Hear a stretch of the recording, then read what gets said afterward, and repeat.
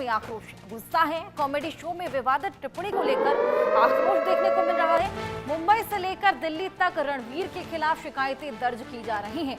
अब असम की गुवाहाटी में रणवीर समेत 5 पर केस दर्ज हो गया है।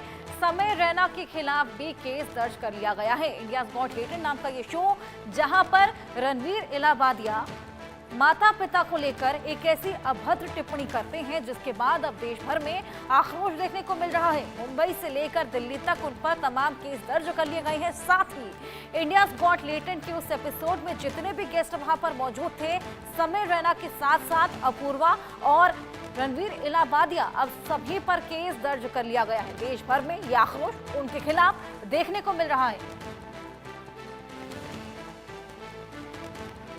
Comment wasn't just inappropriate, it wasn't even funny. Comedy is not my forte. I'm just here to say sorry. Many of you asked if this is how I wish to use my platform, and obviously this is not how I wish to use it.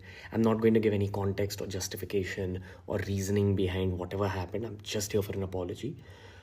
I personally had a lapse in judgment. It wasn't cool on my part. Ranveer Allahbadia को आपने सुना, justification देते यहां नजर आ रहे हैं, लेकिन विवादित टिप्पणी के बाद अब उनकी मुश्किलें और बढ़ गई। रणवीर इलाहाबादिया पर अब कई केस दर्ज हुए हैं। राष्ट्रीय सनातन सेवा भी उनसे भड़क उठी है और रणवीर का मुंह काला करने वाले को 1 लाख देने की घोषणा तक यहां कर दी गई है। रणवीर का मुंह काला कर गधे पर बैठाकर उन्होंने घुमाने की बात कही है। देश भर में रणवीर के खिलाफ अब जन आंदोलन चलाने का ऐलान किया गया है। सीमा यहां पर इंडियाज गॉट लेटेड पर उन्होंने लांघी। माता पिता को लेकर ऐसी अभद्र टिप्पणी की जिसके बाद अब देश भर में उनके खिलाफ यह आक्रोश देखने को मिला है और अब जन आंदोलन चलाने का ऐलान गधे पर बैठा के घुमाने की बात यहां कही गई है।